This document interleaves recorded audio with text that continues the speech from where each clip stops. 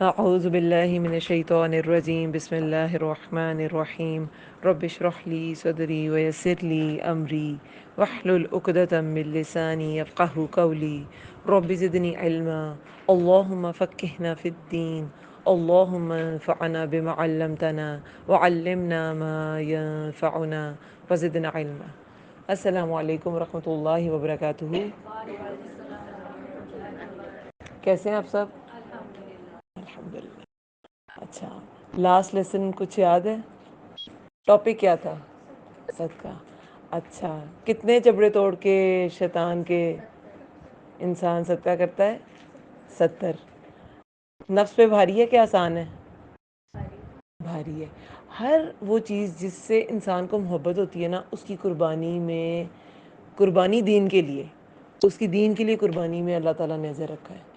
وہ جان ہے، وہ مال ہے، وہ اولاد ہے، وہ گھر ہے، وہ آپ کی کوئی بھی رہنا سہنا، آپ کے کپڑے جوتے، بہت ہر چیز جو نفس کو پسند ہے نا، اس سے انسان کو محبت ہے، اور اس کی قربانی میں اللہ تعالیٰ نے اجر رکھا ہے، اگر وہ قربانی دین کے لیے کی جاتی ہے، دنیاوی کاموں کے لیے نہیں۔ میں اپنے پسندیدہ جوتے کی قربانی دے رہی ہوں کیونکہ مجھے اپنا پسندیدہ سوٹ خریدنا ہے۔ ایسی قربانی نہیں چاہیے۔ ٹھیک ہے، نفس کی قربانی دین کے لیے۔ ٹھیک ہے، صدقہ کے بارے میں نا انشاءاللہ آگے بھی باتیں آتی رہیں گی، کیونکہ کافی ساری احادیث تھیں، لیکن وہ آیات، وہ مثالیں چونکہ قرآن سے تھیں، وہ مجھے سمجھانا تھی۔ ٹھیک ہے، تو وہ پچھلی جو ہماری لاسٹ کلاس تھی اس میں وہی کور ہوئی تھی، لیکن انشاءاللہ اس کے بارے میں باتیں آتی رہیں گی۔ ٹھیک ہے، سمجھ آپ کو آ گئی کہ یہ آپ کے نفس کی پاکیزگی کے لیے نا بہت ضروری ہے، پیوریفائی کرنے کے لیے۔ آج دوبارہ للزکاۃ فاعلون کی بات ہوگی انشاءاللہ۔ آج کا جو ہمارا ٹاپک ہے وہ مومن کی صفات ہے، کیونکہ اس ایج میں نا جو لیسنز میں نے پلان کیے تھے نا، یہ صدقہ کا ٹاپک پہلے آ گیا، کیونکہ بالکل جو ہم نے آیات پڑھی نا سورہ بقرہ کی، جس میں حی القیوم ہمارا ٹاپک تھا، وہ بالکل اس سے کنزیکٹیو آ رہی تھیں۔ تو پھر میں نے یہی مناسب سمجھا، اللہ نے یہی ذہن میں ڈالا کہ اس کو کور کر لیا جائے، اور مثال بھی وہاں پہ اینڈ ہو رہی تھی، جو کیا تھی، وہ جو دانے سے 700 دانوں کی مثال، اس لیے وہ آپ کو کور کرا دیا گیا۔ لیکن بیسک جو ہے نا، بیسک یہ جو سورہ مومنون کی پہلی 10 آیات ہے نا، 11 آیات ہی آپ سمجھ لیں، یہ پورا کا پورا سٹرکچر ہے کہ ایک مومن کا سٹرکچر نا، اس کی بنیاد، سٹرکچر کیا ہوتی ہے؟ ڈھانچہ۔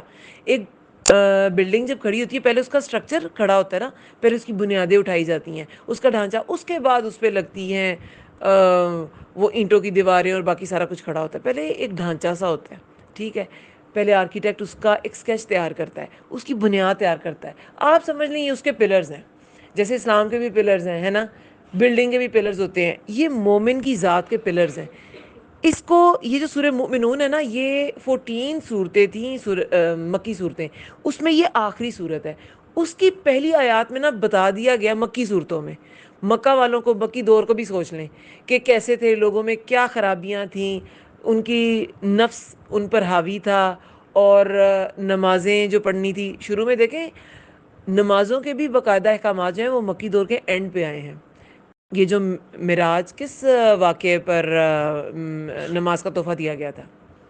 معراج کے واقعے پہ نا، جب رسول اللہ آسمانوں کی سیر پہ گئے، معراج پر گئے، اور وہاں پہ پھر اللہ تعالیٰ نے 50 کا دیا، وہ ایک لمبی حدیث ہے، پھر وہ 5 تک آ گئی۔ ٹھیک ہے، تو یہ جو باقاعدہ 5 نمازیں تھیں نا، یہ تو بہت اینڈ پہ آئی ہیں۔ شروع میں کہتے ہیں 2 نمازیں پڑھی جاتی تھیں، صبح اور شام، دو رکعت ایسے پڑھی جاتی تھیں، باقاعدہ ایسے نماز کا حکم نہیں تھا۔ لیکن اینڈ پہ پھر جب نماز کا حکم بھی آ گیا، نماز کی اہمیت کیا ہے، ایک مومن کے اندر اس کے نفس کی پاکیزگی کتنی اہم ہے، اور اس کو کیسا ہونا چاہیے، وہاں پہ ویسے تو لونڈیوں کا رواج بعد میں بھی رہا ہے، لیکن مکہ میں ایسے ہوتا تھا کہ لوگ بہت بہت بیویاں رکھتے تھے۔ آج لوگ سوال اٹھاتے ہیں کہ جی ایک مرد کو 4 بیویوں کی اجازت کیوں ہے؟ جس دور میں، جس وقت میں یہ نازل ہوئے تھے احکامات، اس دور کو دیکھیں نا، وہ کیا تھا۔ اتنی مسلمان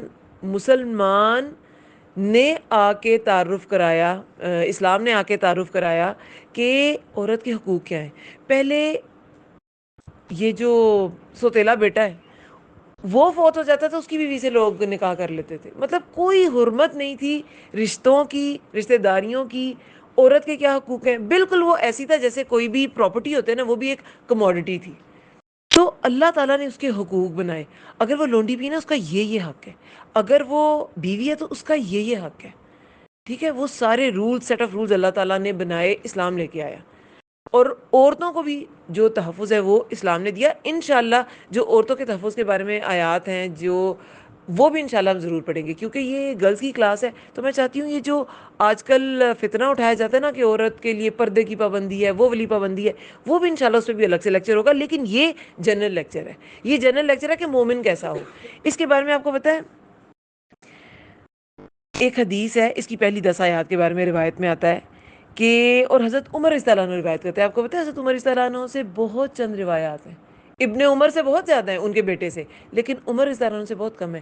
یہ جو بہت جلیل القدر صحابی تھے نا، وہ اس طرح تعلیم حاصل نہیں کر سکتے تھے رسول اللہ سے ہر وقت بیٹھ کے، جو اس وقت ٹین ایجرز نے حاصل کی تھی.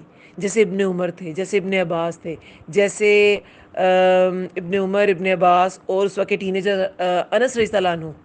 ان سے بہت زیادہ روایات ہیں. ابو ہریرہ تو تھے ہی اصحاب صفا میں سے نا، وہ تو تھے ہی اسٹوڈنٹ، ان سے تو سب سے زیادہ ہے نا، 5000 پلس ہیں. لیکن یہ جو جلیل القدر صحابی، عشرہ مبشرہ، یہ جو پہلے 4 خلفۂ راشدین ہیں، ان سے احادیث بہت زیادہ نہیں ہے، یہ دوسرے کاموں میں تھے. تو حضرت عمر رضی اللہ عنہ روایت کرتے ہیں کہ جب وحی اترتی تھی تو شہد کی مکھی سی بنبناہٹ کی آواز چہرے کے پاس آنے لگتی رسول اللہ کے. ایک دن وحی اترنے کے بعد آپ صلی اللہ علیہ وسلم نے قبلہ رخ ہو کر ہاتھ اٹھائے اور دعا کی. اب کیا دعا کی؟ اے اللہ ہمیں زیادہ کر تھوڑے نہ رہنے دے، ہمیں عزت دے، ہمیں ذلیل نہ رہنے دے، عطا کر، ہمیں محروم نہ رہنے دے، ہمیں دوسروں پر مقدم کر، یعنی دوسروں پر برتری دے دے، دوسروں کو ہم پر مقدم نہ کر، ہمیں خوش کر دے اور ہم سے خوش ہو جا. اس کے بعد رسول اللہ صلی اللہ علیہ وسلم نے فرمایا، ترمذی میں آتا ہے یہ، کہ مجھ پر 10 آیات نازل ہوئیں، جو ان پر عمل کرے گا وہ جنت میں داخل ہوگا. یہ ہے آپ کے سمجھنے کی چیز. وہ 10 آیات سورہ مؤمنون کی پہلی 10 آیات تھی، جو آج ہم انشاءاللہ سمجھیں گے. جو ان پر عمل کرے گا وہ جنت میں داخل ہوگا. سمجھ آئیے؟ تو ان کو بہت غور سے سمجھنا ہے کہ یہ کیا ہے، ان میں اللہ تعالیٰ نے آپ سے کیا کہا ہے. یہ مومن کا سٹرکچر ہے، بیسک سٹرکچر ہے. خواتین کے الگ سے بارے میں انشاءاللہ لیکچر ضرور پلان کریں گے، لیکن یہ ایک مومن مرد عورت ہر ایک کے لیے. اچھا، اعوذ باللہ من الشیطان الرجیم، بسم اللہ الرحمن الرحیم. قد افلح المؤمنون، یقیناً فلاح پا گئے ایمان والے. اس کو الیبوریٹ کرنے سے پہلے نا ایک حدیث ہے، وہ ہم نے بہت بار سنی ہے، لیکن اس کا اینڈ والا پارٹ نہیں سنا ہوتا. آپ نے بہت بار سنا ہے نا کہ رسول اللہ کا خلق قرآن ہے، سنا ہے نا بہت بار. آپ کو پتہ ہے اس کے بعد حضرت عائشہ رضی اللہ عنہا نے کیا فرمایا تھا؟ کیا فرمایا تھا پتہ ہے کسی کو؟ رسول جب کسی نے پوچھا نا کہ آپ صلی اللہ علیہ وسلم کا خلق کیسا تھا، تو حضرت عائشہ رضی اللہ عنہا نے فرمایا تھا آپ صلی اللہ علیہ وسلم کا خلق قرآن ہے. پھر پہلی 10 آیات سورہ مؤمنون کی تلاوت کی اور کہا بس یہی آپ صلی اللہ علیہ وسلم کا خلق اور عادت تھی.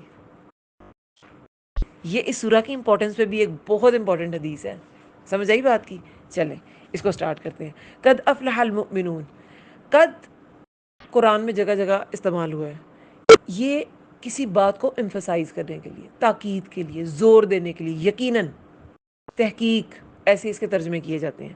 افلح یہ پاسٹ ٹینس ہے، فلاح پا گئے.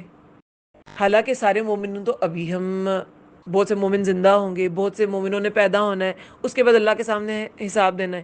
لیکن یہ کیا صیغہ استعمال ہوا کہ فلاح پا گئے المؤمنون، مومن. یعنی کہ اب اس کے آگے جو بھی احکامات ہیں نا، یہ جس نے فالو کر لیے سمجھو گارنٹیڈ ہے وہ فلاح پا گئے، سمجھو گارنٹی ہے کہ وہ فلاح پا گئے، سمجھو ہو گیا. اتنی یقینی بات کی گئی ہے. قد افلح المؤمنون، افلح کا معنی سمجھ لیں. فلاح اس کا روٹ ورڈ ہے. فلاح ہوتا ہے پھاڑنا. فلاح کاشتکار کو بھی کہتے ہیں. کیوں وہ زمین کو پھاڑتا ہے نا. پہلے ہل چلتے تھے، اب ٹریکٹر چلتے ہیں، وہ بھی زمین کو پھاڑتے ہیں. پہلے ہل چلتے تھے، وہ زمین کو پھاڑتے تھے. اور کچھ مفسر اس کا معنی نکالتے ہیں کہ جیسے وہ ہل چلتا تھا اور اندر سے پھر وہ خزانے زمین کے نکلتے تھے، پیڑ پودے نکلتے تھے، تو کچھ کھود کے نکالنا. اب آپ نے بھی اس میں سے کھود کے نکالنا ہے، خزانہ کھود کے نکال لیں جو اللہ تعالیٰ نے آپ کو عطا کر دیا. سارا لائے عمل بتا دیا کہ یہ کر لو جنت میں چلے جاؤ گے. حدیث سن لی نا ہم نے، اب یہ سارا کچھ سن لیں آپ. افلح فلاح سے نکلا ہے، جس کا مطلب ہے پھاڑنا. یہ ایک معنی ہے. ایک اس کا معنی ہے، اب یہ جو فلاح ہے نا کاشتکار، سب سے زیادہ کسی پروفیشن میں اگر جسمانی محنت ہے نا تو وہ کس میں ہے؟ وہ فارمنگ میں ہے، وہ کاشتکاری میں ہے. تو یہ مشقت کی طرف نشاندہی ہے. دوسرا اس کا معنی ہے کامیابی. کیا ہے معنی؟ لیکن یہ صرف کامیابی نہیں ہے، کامیابی کے اور بھی ورڈز ہیں. اردو میں تو ہم کامیابی یوز کرتے ہیں نا، لیکن کبھی کبھی اردو کے لیکچرز میں بھی لوگ فلاح یوز کر رہے ہوتے ہیں. حی علی الصلاح، حی علی الفلاح کہتے ہیں نا مؤذن. وہ کیسی کامیابی ہے؟ یہ ایسی کامیابی ہے جو مکمل ہوتی ہے، جس میں کوئی تکلیف نہیں ہوتی. آپ کو پتہ ہے دنیا کی ایون کہ کوئی نعمتیں بھی ملتی ہیں نا انسان کو، تو نعمتوں کے بارے میں بھی حدیث ہے کہ ہر نعمت اپنے ساتھ، مفہوم اس کا یہ حدیث کا، اپنے ساتھ حسد کرنے والا لے کے آتی ہے، حاسد لے کے آتی ہے. نعمتوں سے لوگ حسد کرتے ہیں، اس لیے کہتے ہیں نعمتوں کو بانٹنا چاہیے تاکہ وہ جو حاسد ہے وہ بھی ذرا سیر ہو جائیں. پتہ بھی ہے یہ شخص سب سے افضل. کل ہم نے لاسٹ جو لیکچر ہے وہ صدقہ کے بارے میں پڑھا تھا، تو اس میں بہترین صدقہ کے بارے میں ایک یہ بھی حدیث ہے کہ جو اس رشتہ دار کو دیا جائے جو تم سے بغض رکھتا ہے، جو تمہارے بارے میں اچھا نہیں سوچتا، حسد کرتا ہے تم سے، اسے جو صدقہ دیا جاتا ہے نا وہ بہت افضل ہے. کیونکہ وہ نفس پہ ویسی صدقہ بھاری ہے، لیکن ایسا صدقہ عام صدقے سے بھی زیادہ بھاری ہوتا ہے جو ایسے رشتہ دار کو دیا جائے جو آپ کے لیے اچھا ہی نہیں ہے. ٹھیک ہے؟ تو لیکن اس کا کیا مطلب ہے کہ ہر آپ کی جو نعمت ہے نا اس کے ساتھ کچھ نہ کچھ، کوئی نہ کوئی ساتھ شارٹ کمنگ جڑی ہوئی ہے. کوئی بھی نعمت دنیا میں، نعمت تو وہ ہے، اللہ کا انعام ہے، لیکن وہ مکمل خوشی نہیں آپ کو دے سکتی. لیکن یہ ایسی کامیابی ہے جس کے ساتھ کوئی تکلیف نہیں ہے. دنیا میں کامیابی آپ نے حاصل کرنی ہے، ذرا نمبرز لیں آپ ہائیسٹ، تو تکلیف نہیں اٹھانی پڑے گی؟ اٹھانی پڑے گی. اس کے بعد بھی بڑے دھکے کھانے پڑتے ہیں. اچھا کس کالج میں جاؤں، کیا کروں کیا کروں، شارٹ لسٹ پہلے کیا جاتا ہے، ان کالجز کو دیکھتے ہیں، ان یونیورسٹیز کو دیکھتے ہیں، پھر اس میں جاؤں گی یا جاؤں گا. ہر کامیابی کے ساتھ کمپلیٹ نہیں ہے. اگر آپ دنیا میں بہت زیادہ لگیں آپ کی آخرت اگنور ہو جائے گی. اور اگر آخرت، وہ ایک امام ہے نا، انہوں نے کہا کہ یہ ایسے ہی ہے کہ تم کس کے دو کنارے کی طرح ہو، کہ یعنی کہ انہوں نے مثال دی کہ اگر تم ایک طرف جھکو گے نا تو دوسرے سے دور ہو جاؤ گے، دوسرے کی طرف جاؤ گے تو پہلے والے سے دور ہو جاؤ گے. یہ دنیا اور آخرت ایسی ہی ہے. آپ ایک میں کامیاب ہونا چاہتے ہیں نا دوسرے کا نقصان ہوگا. لیکن جو مومن ہے نا وہ یہ سمجھ جاتا ہے کہ دنیا کے نقصان کی خیر ہے، دنیا کی ہر چیز آخرت میں مل جائے گی. کسی کی اولاد چلی گئی دنیا سے وہ بھی مل جائے گی. کسی کی اولاد نہیں ہے، جس طرح کا بچہ جس عمر کا چاہیں گے آپ کے پاس بن کے آ جائے گا جنت میں جب آپ خواہش کریں گے. اس کو پالنے کی بھی مشقت نہیں ہے. کیسی نعمت ہے جو بالکل کمپلیٹ ہے، جس میں مشقت بھی نہیں ہے نا. تو کامیابی ایسی جو کمپلیٹ ہے، جس کے ساتھ تکلیف نہیں ہے. اچھا ایسی کامیابی. اور پھر ایک معنی اس کا بقا کا بھی ہے. اب اس میں محنت بھی ہے، پھر کامیابی بھی ہے، لیکن کامیابی ایسی ہے جو باقی رہنے والی ہے. دنیا کی کامیابی باقی رہتی ہے؟ عروج کو زوال لازم ہے، یہ دنیا کا اصول ہے. ہر چیز، سورہ رحمان میں بھی آتا ہے، ہر چیز فانی ہے. وہ یہ بقا وجہ ربک ذو الجلال والاکرام، باقی رہنے والے اللہ کا چہرہ ہے. دنیا میں ہر چیز، کسی بھی چیز پہ رلائے نہ کریں. اولاد ہے اللہ لے سکتا ہے، اللہ کی امانت ہے. مال ہے اللہ لے سکتا ہے، اللہ نے دیا تھا، اللہ لے سکتا ہے. آپ کا گھر ہے اللہ لے سکتا ہے. ایسے فیکٹری اونرز ہوتے ہیں، آگ لگ جاتی ہے صبح اٹھتے ہیں روڈ پہ آگے ہوتے ہیں. دنیا کی کوئی چیز بھی بقا نہیں ہے اسے. تو اب ہم نے یہ شروع میں اللہ تعالیٰ نے کیسا ورڈ استعمال کیا، قد افلح المؤمنون، مومن فلاح پا گئے. کوشش کی، کامیابی ملی، اور پھر وہ کامیابی ایسی ہوگی باقی رہے گی. تو ایسی فلاح ملے گی مومنوں کو. اب یہ جو فلاح ہے نا، اس کا پہلا جو اصول ہے فلاح حاصل کرنے کا، وہ تو اسی آیت میں مومن، ایمان، ایمان لانا ہے. ٹھیک ہے؟ اللہ کو ایک ماننا ہے، اللہ کے نبی نے جو فرمایا وہ اس پہ عمل کرنا ہے، جو کتاب اتاری اس پہ عمل کرنا ہے. فرشتے ہیں ماننا ہے، فرشتے کیا کرتے رہتے ہیں سوچنا ہے. ٹھیک ہے؟ آخرت ہے، ہم نے مر کے اٹھنا ہے، حساب دینا ہے. تقدیر اچھی بری ہوتی ہے، دنیا میں ہمارے ساتھ اچھا برا ہوگا، یہ سارا ایمان کا حصہ ہے. اس کے علاوہ ایمان کو میں نے ایک ایلیبوریٹ آپ کے سامنے کیا تھا پہلے اپنے لیکچر میں، سورہ فاتحہ کا جو لیکچر تھا، کہ ایمان میں عمل شامل ہے. ٹھیک ہے؟ تو یہ ایسا ایمان ریکوائرڈ ہے، پھر فلاح ملے گی. الذین، اب یہ جو مومن ہے یہ کیسے ہیں جو فلاح پائیں گے؟ الذین هم فی صلاتہم خاشعون، وہ لوگ جو اپنی نماز میں خشوع کرنے والے ہیں.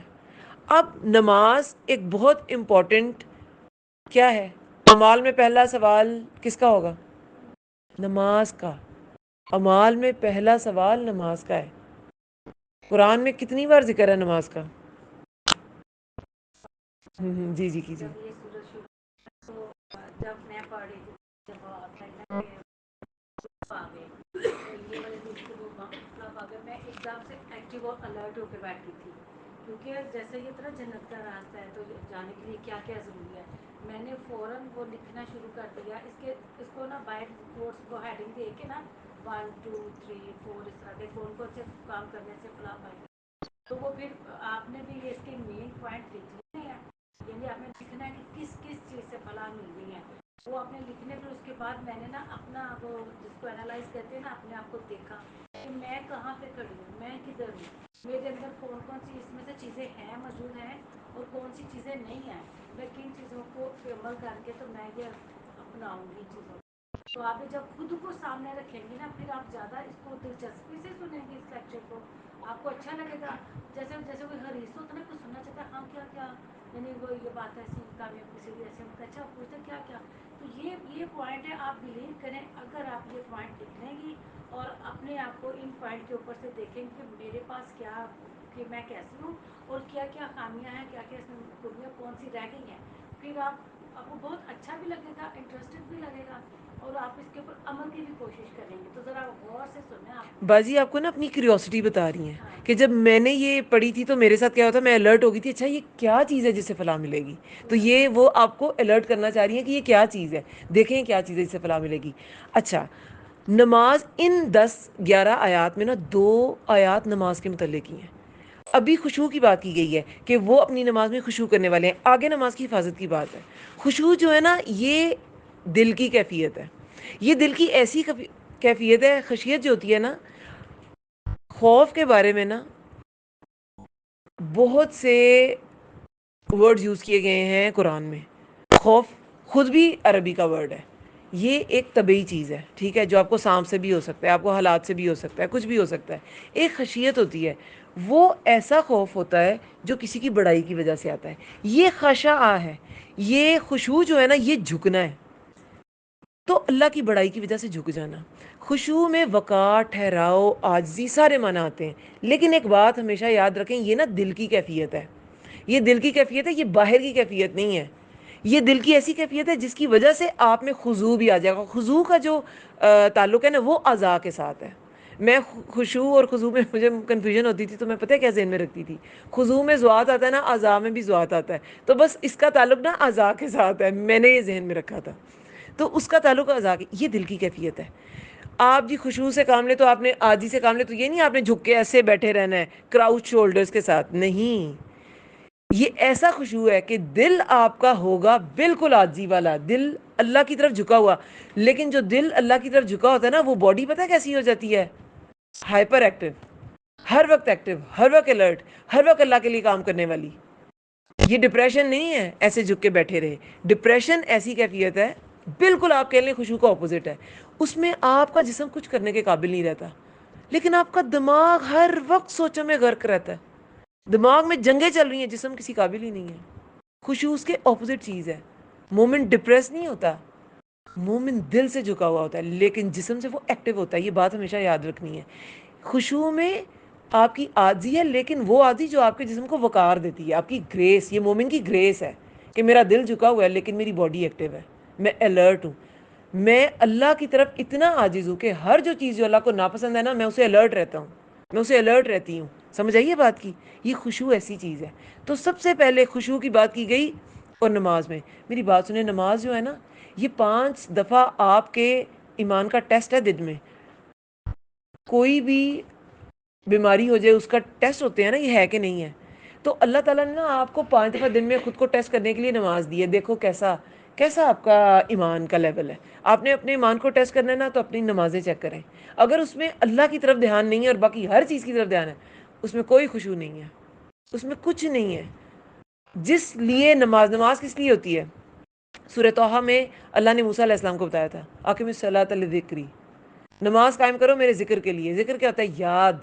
تو جس نماز میں اللہ کی یاد ہی نہیں ہے وہ کیا نماز ہے؟ یہ دل کی کیفیت ہے. ویسے خشوع کی ڈیفینیشن نا مختلف لوگوں نے مختلف کی ہیں. جیسے حضرت علی رضی اللہ عنہ کہتے تھے کہ چشم سے دیکھنے سے بچنا خشوع ہے، یعنی کہ تم گوشہ چشم سے بھی نہ دیکھو، بالکل سائڈ سے بھی کنارہ کر کے بھی ایسے ذرا، اللہ کو تو پتہ ہے نا، ایسے بھی نہ دیکھو، بالکل الرٹ رہو. مجاہد جو ہیں، مجاہد کہتے ہیں، یہ بھی مفسر ہے، یہ کہتے ہیں کہ نظر اور آواز کو پس رکھنا خشوع ہے. نظر کو پس رکھنا کیا مطلب؟ نماز کے دوران نظر کہاں ہونی چاہیے؟ سجدے کی جگہ پہ. صرف جب آپ تشہد میں بیٹھتے ہیں نا تو آپ کی یہ جو رفع سباب آپ کی انگلی ہوتی ہے نا، اس میں حکم ہے کہ رسول اللہ یہ ہلاتے رہتے تھے. لیکن اگر کوئی نہیں ہلاتا تو کوئی واجب نہیں ہے، اسے لڑنا نہیں ہے. بہرحال حدیث میں آتا ہے کہ وہ ہلاتے، تو اس طرف ہی نظر رکھتے تھے. ان کی نظر تشہد میں اس سے تجاوز نہیں کرتی تھی. لیکن ویسے سجدہ میں، رکوع میں کچھ لوگ پیروں کو دیکھنا چاہتے ہیں، آپ کا سر جھک جاتا ہے. رکوع میں بھی آپ نے سجدے کی جگہ کوئی دیکھنا ہے، آپ کی کمر بالکل سیدھی ہونی چاہیے. اگر آپ لوگ کو نماز میں کوئی کنفیوژن ہے نا، ہم اس کا الگ سے کلاس رکھ لیں گے جس میں آپ اس میں، کیونکہ اس میں بہت ڈیٹیل ہے، اس کے ایک ایک رکن میں ڈیٹیلز آ جاتی ہیں. تو وہ پھر اگر کوئریز ہیں تو وہ پھر الگ سے ہاں، تو پھر انشاءاللہ اس میں وہ سارٹ آؤٹ ہوں گی. ٹھیک ہے، کیونکہ یہ الگ سے ایک پورا سبجیکٹ ہم پڑھتے ہیں نا، اتنی موٹی کتاب، اس کا پیپر دینا، اس کے مسائل پڑھنا. یہاں خشوع کی بات ہے، آپ کا دل اس میں ہے کہ نہیں نماز میں خشوع پیدا کرو. کیونکہ دیکھیں نماز آپ کی ٹریننگ ہے نا، نماز آپ کے جسم کی طہارت کی بھی ٹریننگ ہے، آپ کے نفس کی بھی ٹریننگ ہے. آپ نے سب کچھ چھوڑ کے اللہ کی طرف متوجہ ہو جانا ہے، تو یہ آپ کے نفس کی ٹریننگ ہے. آپ اس میں اگر اللہ کی طرف متوجہ ہے نا، تو آپ جب نماز سے نکل کے جائیں گے نا، تب بھی آپ اللہ کی طرف متوجہ بھی رہیں گے، اور آپ خاشعین میں سے بھی رہیں گے، آپ خاشعون بھی رہیں گے. آپ لوگوں کے ساتھ بھی عاجزی والا معاملہ کریں گے. آپ جھکے ہوئے ہوں گے، لیکن وہ والا جھکاؤ نہیں کہ جسم ہی جھکا ہوا ہے، عاجزی آپ کی نیچر میں. ٹھیک ہے، تو یہ نمازوں میں خشوع کرنے والے ہیں. وقار ہے، آپ کا دل لگا ہوا ہے، اللہ کی یاد ہے. والذین ہم عن اللغو معرضون، اور وہ جو لغو بات سے اعراض کرنے والے ہیں. یہ لغو کیا ہوتا ہے، کسی کو پتا ہے کیا ہے لغو؟ کیا ہے لغویات؟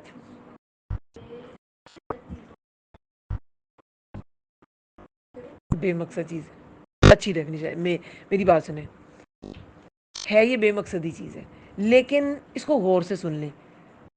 آخرت کے لحاظ سے بے معنی، بے فائدہ، ہر کول و فیل جو زندگی کے اصل مقصد سے آپ کو ہٹا دے، وہ لغو ہے. ٹھیک ہے، آخرت کے لحاظ سے. دنیا کے لحاظ سے مجھے اس سے فائدہ نہیں مل رہا، وہ لغو نہیں ہوتا. ہو سکتا ہے دنیا کا اس میں، آپ جب کسی کی مدد کرتے ہیں دنیا کا اس میں فائدہ ہوتا ہے، آپ کا ٹائم بھی جاتا ہے، ایٹ ٹائمز آپ کا پیسہ بھی جاتا ہے، ایٹ ٹائم آپ کی انرجی بھی جاتی ہے، لیکن وہ لغو نہیں ہے. کیوں؟ آخرت کے لحاظ سے فائدہ مند ہے، دنیا کے لحاظ سے بھی فائدہ مند ہے. کوئی آپ کے لیے، آپ کو دعا دیتا ہے، آپ کے لیے اچھا سوچے، فائدہ نہیں ہے؟ یہ بہت فائدہ ہے دنیا کے لحاظ سے بھی. لیکن اگر آپ بالکل کیلکولیٹڈ انداز میں دیکھ رہے ہیں بھئی یہ فائنینشلی کیا فائدہ، وہ تو نہیں ملے گا اس میں. یہ دنیاوی لحاظ سے آخرت کے لحاظ سے بے فائدہ چیز جو ہوتی ہے نا، وہ لغو ہوتی ہے. اس میں کیا کیا آ جاتا ہے، سوچیں کیا کیا آئے گا اس میں؟ موبائلز بہت دیر تک یوز کرنا، اور گوسپس، ویری گڈ، اور میوزک میں کوئی ایسی چیز ہے کہ جو آخرت کے لیے فائدہ مند ہو؟ آخرت کے لحاظ سے بے فائدہ. کچھ لوگ کہتے ہیں نہیں ہمیں اس سے سن کے بڑا سکون ملتا ہے، وہ پوری سائنس ہے اس کے پیچھے. اب تو اتنی بار میں بتا چکی ہوں کہ مجھے بتاتے ہوئے بھی شرم آتی ہے کہ کیا ہر لیکچر میں ایک ہی ریکارڈ بج رہا ہوتا ہے کہ وہ جی ڈوپامین کے سینٹرز ڈائلیٹ ہو جاتے ہیں، پھر اس کو سیٹسفائی کرنے کے لیے ہمیں وہی چیز چاہیے ہوتی ہے، پھر ہم بار بار سنتے ہیں، اور جی ہمیں میوزک کی عادت پڑ جاتی ہے، اور ہمیں محسوس ہوتا ہے سکون. یہ وہ سکون ہے جو ڈرگ ایڈکٹ کو ڈرگ لینے سے ملتا ہے. ڈرگ اچھا ہو جاتا ہے، ڈرگ حلال ہو جاتا ہے؟ نہیں، تو وہ بھی نہیں ہے. حلال ہے کہ حرام ہے، میں اس کے ڈیٹیلز میں نہیں جاؤں گی، اس کے لیے تو الگ لیکچر چاہیے. لیکن یہ دین کے لحاظ سے، آخرت کے لحاظ سے بالکل بے فائدہ چیز ہے. اور اس میں جو سورہ لقمان کی آیت آتی ہے، اور کہ وہ لہو الحدیث حدیث کے لے آتے ہیں، اس کی جو ڈسکرپشن میں آتا ہے وہ یہی آتا ہے کہ وہ جو نضر بن حارث تھا، وہ ایسی گانے بجانے والی ہیں اس نے ہائر کی ہوئی تھی کہ جو رسول اللہ جس کو تبلیغ کرتے تھے وہ ان کو کہتا تھا کہ ایسے لوگوں کے پاس جاؤ، انہیں گانے بجانے سناؤ، اور کہو محمد صلی اللہ علیہ وسلم جو کہتے ہیں اس سے یہ بہتر ہے. تو میوزک کے بارے میں جو لہو الحدیث جو ایک بڑا اسٹرانگ حوالہ دیا جاتا ہے وہ یہی ہے ابن عباس سے جو ہے، ٹھیک ہے. لہو الحدیث یہ سورہ لقمان کی میں ہی آتا ہے، شروع میں ہی ہے، شروع کی آیات میں ہی ہے. تو 6th آئی تھنک آیت. تو اس میں یہ ایک بڑی سب سے آپ کہہ لیں کہ پاورفل جو ہمیں ملتا ہے نا ریسورس، وہ یہی ملتا ہے.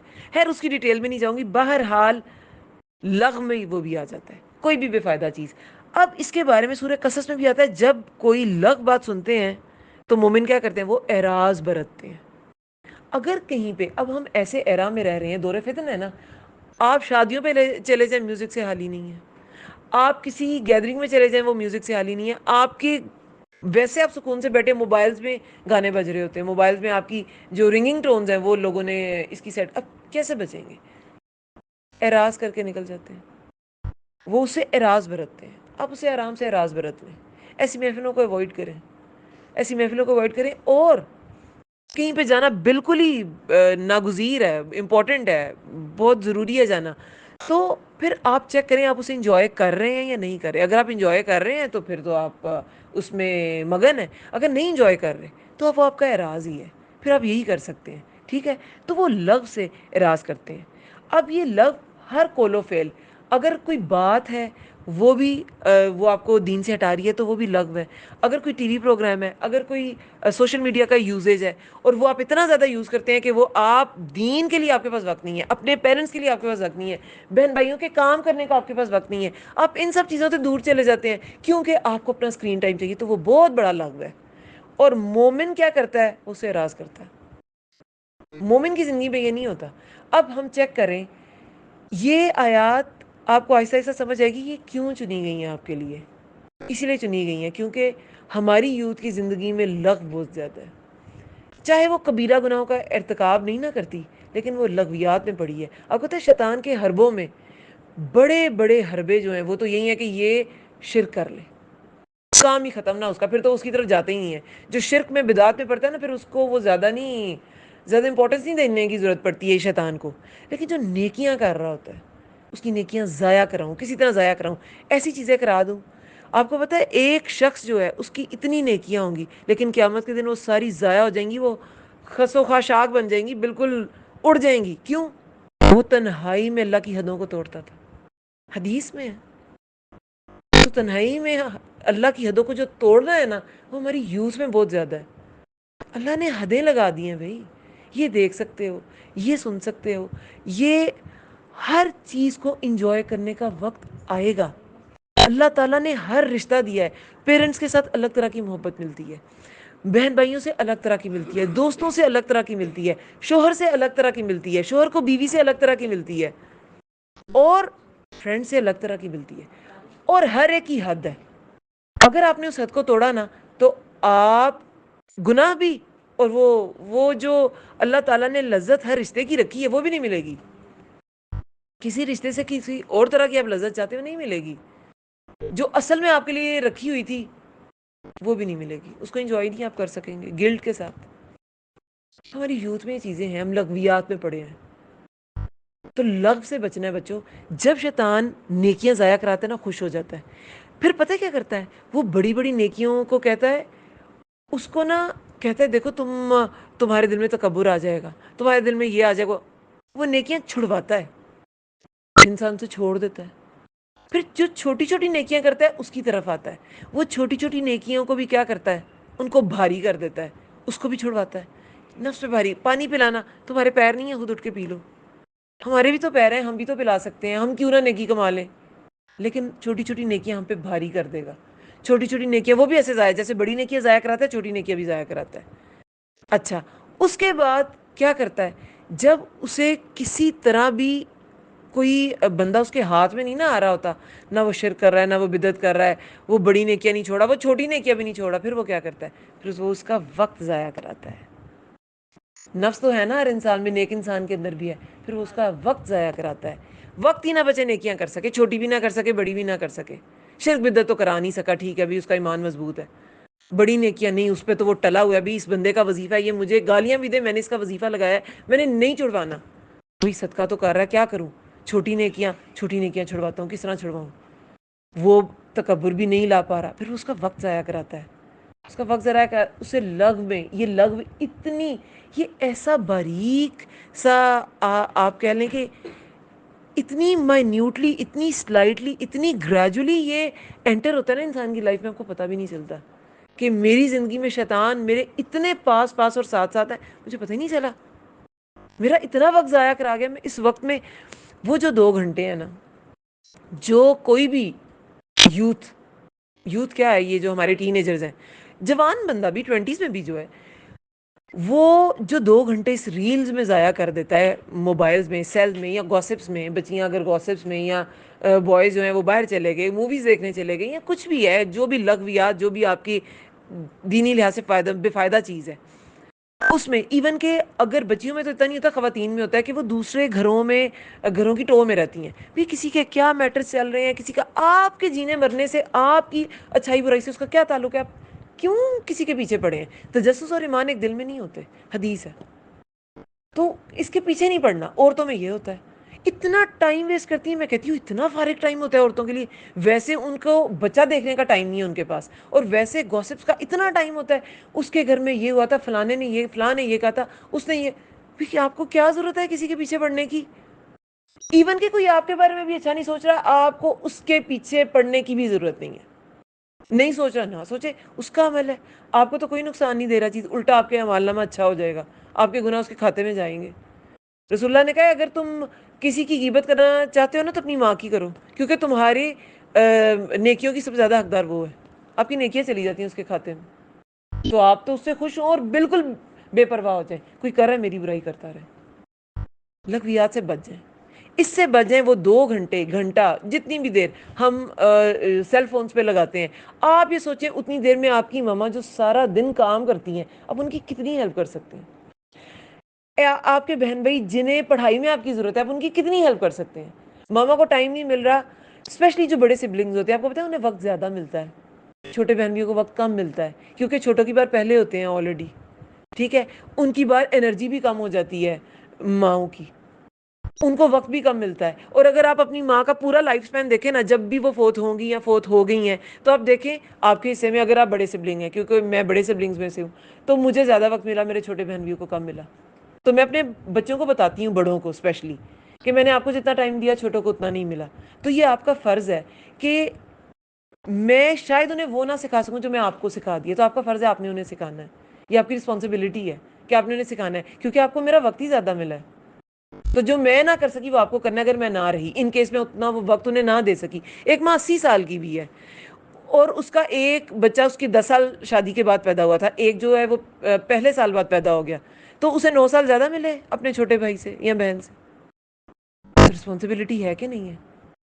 سوچا جائے تو بہت ہے، بڑے بہن بھائیوں کو بڑا بننا پڑتا ہے، اللہ نے اگر آپ کو وہ پوزیشن دی ہے نا، کسی وجہ سے دی ہے، بڑے بن جائیں، ٹھیک ہے۔ اچھا چلیں، لغویات سے اعراض کرنے والے، والذین هم للزکاۃ فاعلون، اچھا یہ مکی صورت ہے، اور وہ جو زکوٰۃ کو ادا کرنے والے ہیں، زکوٰۃ کا باقاعدہ جو شرح ہے نا، وہ مدنی دور میں آئی تھی، بڑے بڑے احکامات زکوٰۃ کے متعلق، روزے کے متعلق، اور کیونکہ روزے کے متعلق بھی جو آیات ہیں باقاعدہ، وہ سورہ بقرہ میں ہے، اور وہ مدنی صورت ہے، یہ آئی تھی مدینہ کے دور میں، یہ مکی صورت ہے، تو اس میں زکوٰۃ کیا ہے؟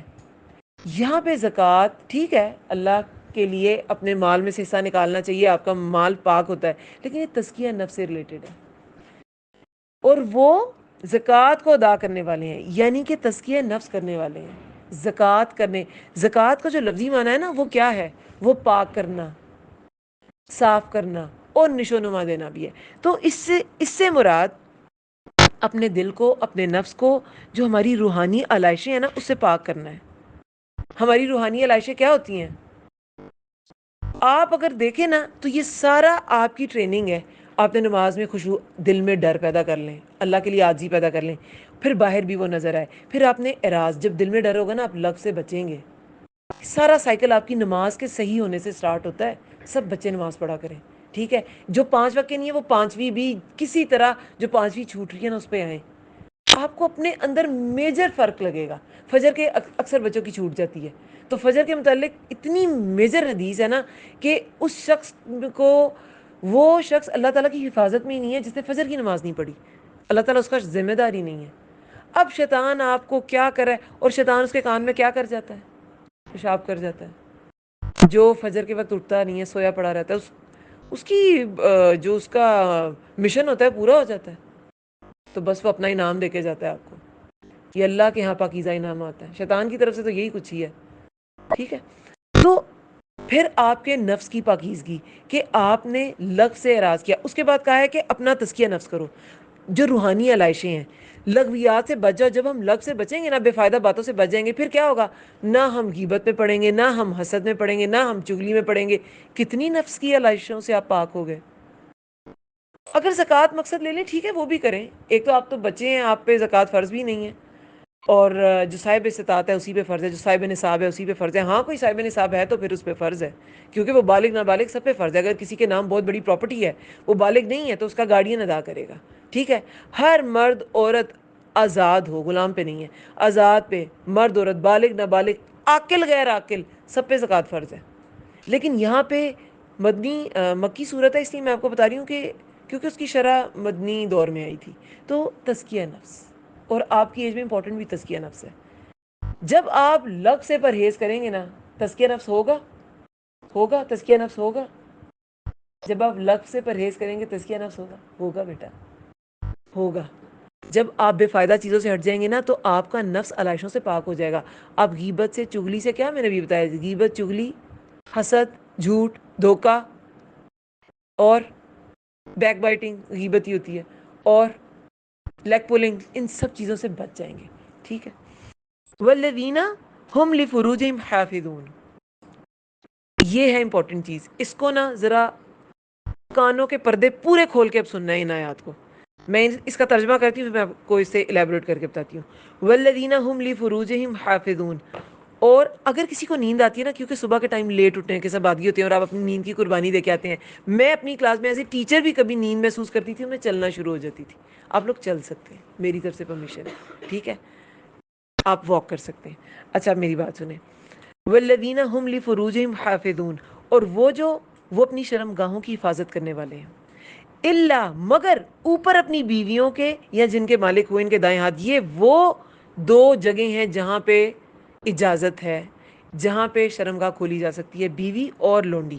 لونڈی غلام کا اب زمانہ نہیں رہا، یہ رولز چلے گئے، مطلب ان کا زمانہ چلا گیا. اگر ان کیس آ گیا تو پھر یہ اپلائی ہونا شروع ہو جائیں گے. تو اب یہ نہیں ہے. اب اپنی بیویاں، اور بیویوں کے لیے اپنے شوہر. فَإِنَّهُمْ غَيْرُ مَلُومِينَ، تو بے شک نہیں ملامت کیے گئے. یعنی اس جگہ آپ اپنی فروج کھول سکتے ہیں، یہاں ملامت نہیں کی جائے گی. فَمَنِ ابْتَغَىٰ، تو جو کوئی چاہے علاوہ اس کے، فَأُولَٰئِکَ هُمُ الْعَادُونَ، تو یہی لوگ ہیں جو حد سے گزرنے والے ہیں. پھر آپ نے اللہ کی حد توڑ دی، پھر آپ حد سے گزر گئے. سمجھ آئی بات کی؟ اب میں اس کو الیبوریٹ کرتی ہوں. اپنی فروج کی حفاظت میں کیا کیا آ جاتا ہے؟ فروج کی حفاظت میں سب سے پہلے تو ان کا ساتر رہنا. ویسے تو لباس سارے ہی ساتر ہونا چاہیے، لیکن ستر پوشی، یہ کسی بھی میت ہے نا، اس کے بھی ستر کی حفاظت جو ہے نا، وہ اس کو غسل دینے والے پہ فرض ہوتی ہے. اس کے اوپر موٹی کلر چادر دے کے اسے غسل دیا جاتا ہے، دینا چاہیے بھی. ٹھیک ہے. اور ڈائریکٹ ہاتھ نہیں لگایا جاتا، ہم گلوز پہنتے ہیں. یہ اس کے ستر کی حفاظت ہے. ٹھیک ہے. تو اپنے ستر کی، ایک زندہ انسان کو کتنی کرنی چاہیے؟ اپنی فروج کی، اپنے ستر کی حفاظت کرنی ہے. وہ اپنی شرم گاہوں کی حفاظت کرتے ہیں. اس کو اپنے زندگی کے ساتھی تک بس وہ باؤنڈ رکھتے ہیں. نکاح کے بعد میاں بیوی، بس اس کے علاوہ کوئی اجازت نہیں. عورت کا عورت سے بھی پردہ ہے، مرد کا مرد سے بھی پردہ ہے. عورت ایون کہ عورت کے ساتھ بھی ایک چادر میں نہیں سو سکتی، مرد مرد کے ساتھ بھی ایک چادر میں نہیں سو سکتا.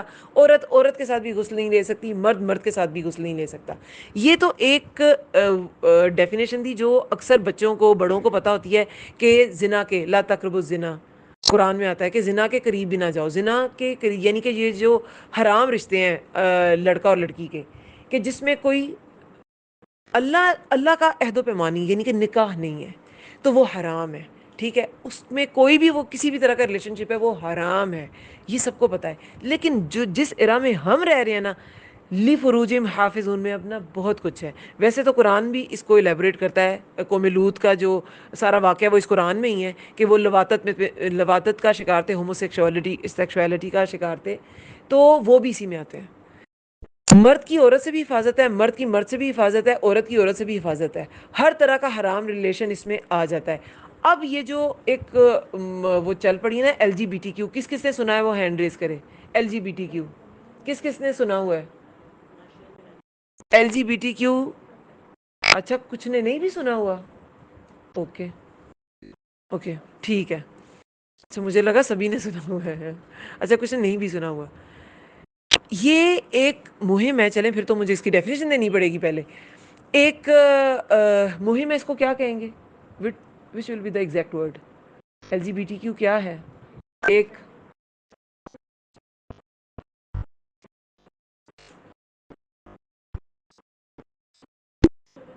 آپ کہہ لیں ایک سٹینس ہے، ٹھیک ہے؟ سٹینس کیا ہوتا ہے؟ اب سٹینس کی بھی مجھے ڈیفینیشن دینی پڑے گی، یعنی کہ ایک آپ کہہ لیں نظریہ ہے، ٹھیک ہے؟ چلیں یہ اٹس بٹ نیئرر۔ اچھا یہ ایک سٹینس ہے، ایک ایسا نظریہ ہے جس میں وہ کہتے ہیں کہ کوئی بھی انسان کچھ بھی فیل کر رہا ہے وہ ہے جینڈر وائز، کوئی عورت فیل کر رہی ہے وہ عورت ہے، کوئی مرد فیل کرے وہ مرد ہے، چاہے بایولوجیکلی وہ پیدا عورت ہوئی تھی لیکن وہ مرد فیل کریے وہ مرد بن جائے، کوئی بایولوجیکلی پیدا مرد ہوا تھا وہ عورت فیل کرے وہ عورت ہو جائے۔ دیکھیں ایک تو ہوتا ہے جینیٹک پرابلم، ایک ہوتا ہے فزیکل پرابلم۔ ایک تو جینیٹک پرابلم ہے، ایک انسان میں کوئی چیز ہی کم ہے، وہ ٹھیک ہے، وہ لوگ ویسے ہوتے ہیں جیسے ہمارے ہاں خواجہ سرا جنہیں کہتے ہیں۔ ایک ہوتا ہے کہ وہ بایولوجیکل کوئی آپ کے ہارمونس کی کمی، gender I am very sorry, gender dysphoria جسے کہتے ہیں، کہ اس میں کوئی ہارمونس کی پرابلم ہے کہ وہ پرفیکٹ ایک مرد نہیں ہے یا فیل نہیں کر رہا یا جو بھی ہے، وہ بھی کیوریبل ہے، وہ بھی کیوریبل ہے۔ اور بایولوجیکل کوئی اگر ایسی چیز ہے وہ تو ایک جینیٹک ایک مسئلہ ہے، وہ تو کیوریبل نہیں ہے، لیکن ڈیزیز وہ سے کیوریبل ہے۔ تو یہ سب ایک انسان پیدائشی جیسا بھی ہے، وہ خود کو آزاد ہے، وہ اگر وہ مرد ہے وہ پورا اس میں کوئی پرابلم ہے، وہ مرد پرفیکٹ مرد نہیں فیل کر رہا تو ٹھیک ہے، وہ چاہے تو عورت بن جائے، ٹھیک ہے۔ عورت ہے اگر وہ ویسے تو ایسے نہیں ہوتا، لیکن اگر عورت اپنے آپ کو ایموشنلی ایسے فیل کر رہی ہے تو وہ مرد بن جائے۔ یہ اس کا سٹینس ہے اس سارے نظریے کا۔ اور اس میں ایل جی بی ٹی، اس میں لیسبینز آتے ہیں، اس میں گیز آتے ہیں، اس میں بی کیا ہوتا ہے، بائی سیکشل آتے ہیں، ٹی ٹرانسجینڈر ہے، کیو جو ہے وہ کیو بھی میرے حال میں کوشچن جنہیں سمجھ نہیں آتی کہ میں کیا ہوں اچھا ٹھیک ہے، اب میری بات سنیں۔ سب سے پہلے اسلام اس کے بارے میں کیا کہتا ہے، اس کو سمجھ لیں تاکہ آپ لوگوں کو آگے سمجھنا آسان ہو جائے۔ اسلام اگر کوئی بھی انسان پیدا ہوا، دیکھیں میری یہ جو سورہ مومنون کی تفسیر کی جو ہے نا، جو تفسیر ہے اس میں میں نے اسے بہت الیبوریٹ کیا تھا، میں اب اس کو جلدی سے اس کو گو تھرو کرتی ہوں۔ اگر کوئی انسان اندھا پیدا ہوتا ہے آپ کسی کی آنکھ پھوڑ کے اس کو نہیں لگا دیتے، ٹھیک ہے؟ اگر کوئی انسان اس میں سیکشلی کوئی کمی ہے تو آپ اسے کسی خراب مینز کے ساتھ پورا نہیں کر سکتے، لیکن اگر کوئی اندھا ہے تو باقی ساری نعمتوں کا وہ انکار کر دے، اللہ کی حدوں کا انکار کر دے۔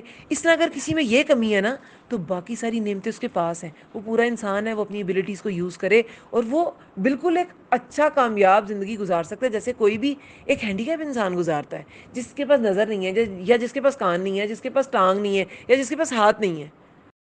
یہ صرف ایک چھوٹی سی ڈسیبلٹی ہے جس کی وجہ سے باقی ایبلٹیز کو آپ سائڈ پہ نہیں کر سکتے، لیکن اس چانس کی وجہ سے، اس ڈسیبلٹی کی وجہ سے ان کا پورے کا پورا زندگی ہی وہ کہتے ہیں بدل کے رکھ دو۔ آپ کو پتہ ہے جتنی بھی آرگنائزیشنز ان کو سپورٹ کرتی ہیں کیا کرتی ہیں، وہ کیا کرتی ہیں ان کے لیے، پاکستان میں اسپیشلی اگر ہم دیکھیں تو وہ ان کے لیے کیا کرتی ہیں، ان کے لیے کچھ نہیں کرتی۔ اگر خواجہ سرا کو ان کی حفاظت کے لیے کوئی لوگ آواز اٹھاتے ہیں، ان کے لیے کیا کرتے ہیں، ان کے لیے تعلیمی ادارے کھولتے ہیں، ان کو پڑھانے کا بندوبست کرتے ہیں، کیا والدین کو اویئرنیس دیتے ہیں کہ یہ تمہارے بچے ان کو اپنے گھروں میں رکھو، ان کو اس کمیونٹی میں جانے نہ دو، کچھ نہیں کرتے۔ وہ کیا کرتے ہیں، بھئی اگر تم کسی کے ساتھ ریلیشن قائم کرنا چاہتے ہو نا تو اس طرح کرنا، یہ تمہارے لیے سیف ہے، اس کے علاوہ وہ کچھ نہیں کرتے۔ اس میں کیا فائدہ ہے ان کا، یہ آرگنائزیشنز کیا کر رہی ہیں ان کے لیے، کچھ بھی نہیں کر رہی۔ اس سے زیادہ تو دین نے کانسیپٹ دیا ہے کہ اولاد ہے، کہیں پہ یہ نہیں لکھا اگر وہ تمہارے گھر میں کوئی بائی سیکشل انسان پیدا ہو گیا تو وہ تمہاری اولاد نہیں ہے، انٹرسیکس پیدا ہو گیا وہ تمہاری اولاد نہیں ہے، کہیں پہ نہیں ہے لکھا۔ ٹرانسجینڈر تو ہوتے ہیں جو اپنا جینڈر چینج کر لیتے ہیں، ہم خواجہ سرا کو کہتے ہیں وہ ٹرانسجینڈر ہوتے نہیں ہیں، ویسے بیچارے انٹرسیکس ہوتے ہیں۔ بہرحال تو اسلام نے یہ نہیں کہا.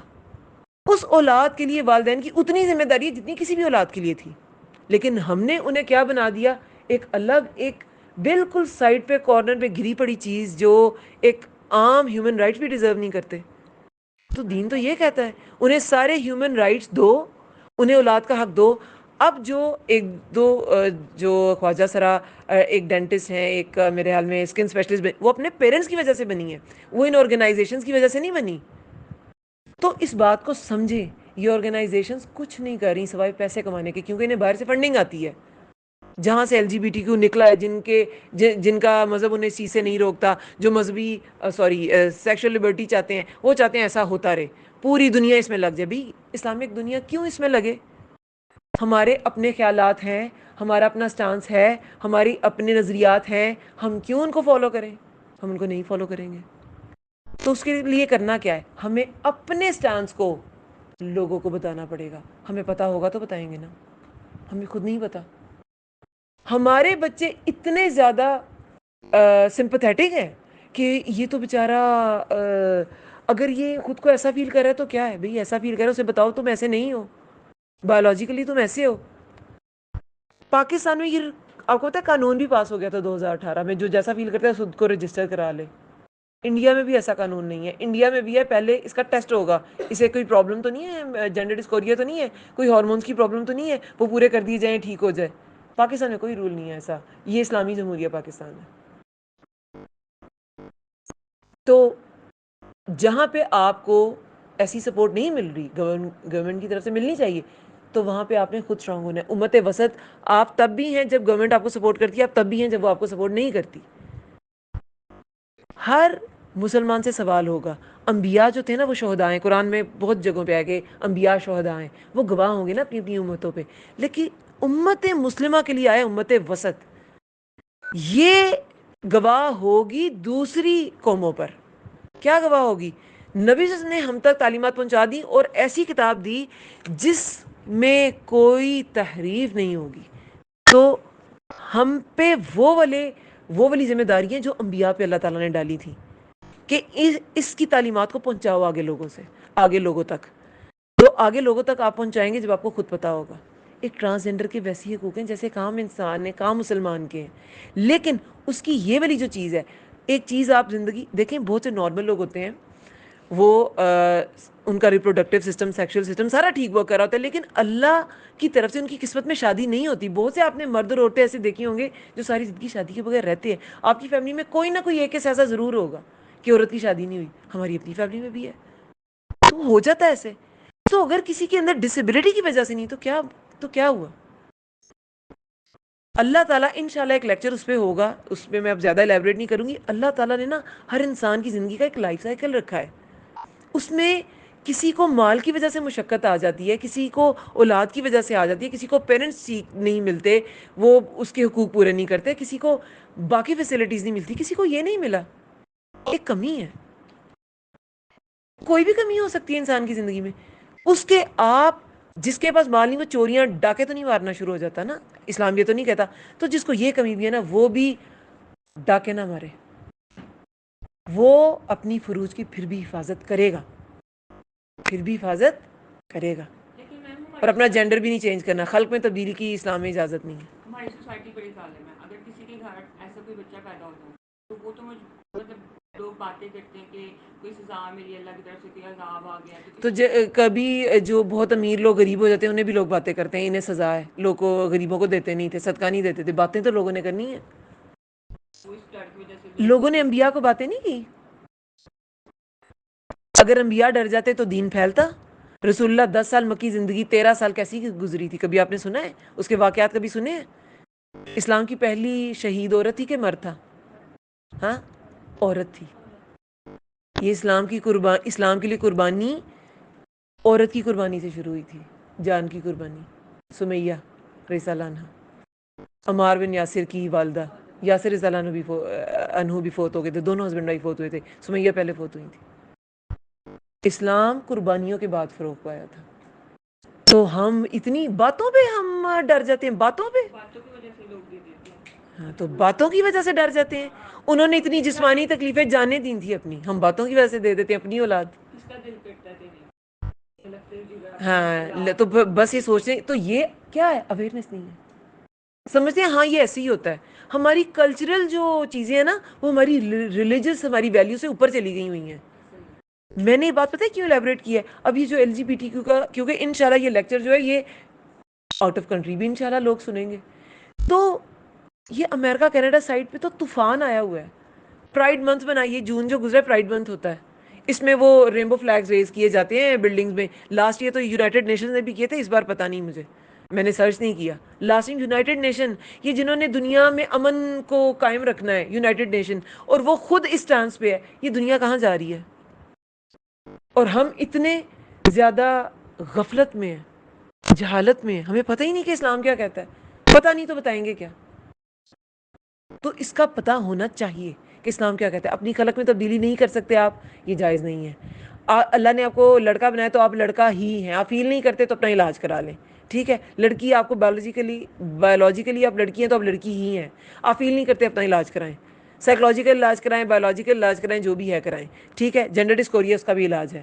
اگر آپ کی کوئی اور پرابلمز ہیں، آپ کی ہاں جینیٹیکلی جو ہے، میں نے اس کی بات کی ہے، جو انٹرسیکس ہے، جو مظلوم ترین بیچارہ طبقہ ہے. اور آپ کو پتہ ہے پشاور میں جب میں نے یہ لیکچر دیا تھا نا، تب میں نے واقعہ کوٹ کیا تھا کہ تب پچھلے سال کی بات ہے، یہ مطلب 11 ماہ گزر چکے ہیں جب یہ لیکچر اپلوڈ ہوا تھا. تب پشاور میں ایک خواجہ سرا قتل ہوا تھا. تو میں نے ان دنوں تھوڑا سا سرچ کیا، تو ایک خواجہ سرا نے اپنے انٹرویو میں کہا کہ آپ کو پتہ ہے جب کسی پہ ظلم ہوتا ہے خواجہ سرا کا، تو کیسے این جی اوز آ جاتی ہیں، آرگنائزیشنز آتی ہیں، باہر سے انہیں فنڈنگ ملنا شروع ہوتی ہے کہ ان کے حقوق کا تحفظ کرو، تحفظ کرو. کہتے ہیں اتنی انہیں فنڈنگ ملتی ہے، کوئی بڑی بات نہیں ہے کسی خواجہ سرا کی تنظیم نے، کسی این جی او نے اس کا قتل کرایا ہو. کیا کچھ ہو رہا ہے انٹرنیشنل گیمز کیا ہم نہیں سمجھتے. ہمیں سمجھ ہے کہ اللہ نے ہم سے کیا کہا ہے اور ہم سے مطلوب کیا ہے اور ہمیں کیا کرنا ہے. یہ کلیئر ہوگا نا تو باقی جب آپ کو روشنی کو آپ آئیڈینٹیفائی کر لیں گے نا، اندھیرے کی ڈیفینیشن خود ہی پتہ چل جائے گی. جو روشنی نہیں ہے وہ اندھیرا ہی ہے، ٹھیک ہے. جو حق نہیں ہے وہ باطل ہی ہے، جو سچ نہیں ہے وہ جھوٹ ہی ہے. سمجھ آ گئی بات کی؟ جو سچ کو پہچان جاتا ہے جھوٹ کو پہچان ہی جاتا ہے. جو روشنی کو پہچان جاتا ہے وہ اندھیرے کو پہچان ہی جاتا ہے. اپنا حق پہچانے تو باطل آپ کو خود ہی پتہ چل جائے گا. سمجھ آ گئی بات کی؟ بہرحال اس کے الیبوریٹ کرنے کے لیے بڑی چیزیں ہیں، لیکن مجھے آگے کور کرنا ہے، ٹھیک ہے. چلیں. اور یہ اپنے ازواج کے ساتھ، اپنے ازواج تک آپ نے رہنا ہے. اس کے بعد والذین ہم لاماناتہم. اچھا اس کو 2 لیکچرز میں بھی ہم کر سکتے ہیں، سپلٹ بھی کر سکتے ہیں، ٹھیک ہے. میں ابھی اس کو امانت کو اور اپنی عہد کی حفاظت کو اگر لے کے جاؤں گی تو پھر یہ شارٹ ہوگا، ٹھیک ہے. بہرحال اچھا چلیں دیکھتے ہیں اللہ تعالیٰ کتنی توفیق دیتے ہیں. 5 منٹس اور لیں گے. والذین، اور وہ جو اپنی امانتوں کی اور اپنے عہد کی نگرانی کرنے والے ہیں، ٹھیک ہے. ابھی امانت کی بات کرتے ہیں، عہد کی انشاءاللہ نیکسٹ لیکچر میں، ٹھیک ہے. امانت کیا ہوتی ہے؟ پہلے امانت کی ڈیفینیشن بتائیں، میں نے یہ کل آپ سے سننی ہے. امانت کیا ہوتی ہے؟ کسی کی چیز جو آپ کے پاس ہوتی ہے، ٹھیک ہے. اور کسی کا حق، اوکے. اور